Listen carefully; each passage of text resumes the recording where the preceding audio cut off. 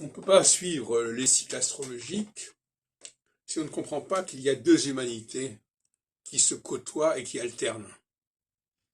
Une certaine élite qui est portée au pouvoir périodiquement, c'est-à-dire il y a 7 ans où cette élite est mise de côté, et 7 ans où elle revient.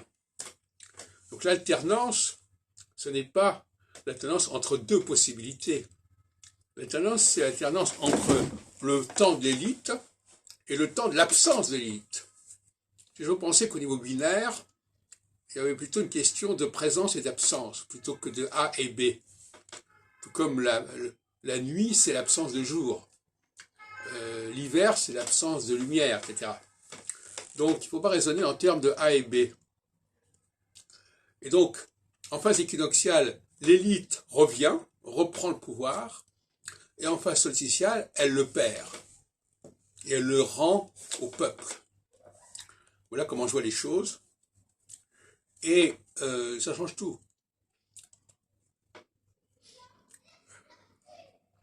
Il y a une sorte de lutte des classes entre, mais c'est pas vraiment une lutte des classes, c'est une lutte entre l'ancienne population primitive et une population nouvelle qui apparaît et qui est liée aux puissances, disons, aliens, puissances qui viennent d'ailleurs. Voilà. Mais on retrouve ce genre de schéma partout, de toute façon.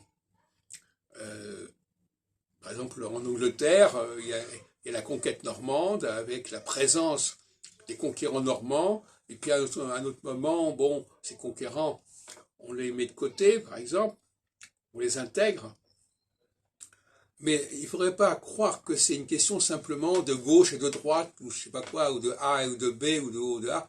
Non, il s'agit là de phénomènes qui sont liés à la géopolitique. C'est-à-dire qu'il y a un temps pour les nouveaux venus, les conquérants, qui sont marqués par l'équinoxialité, et un temps pour la population locale, de base, primitive, et c'est comme ça que les choses se passent.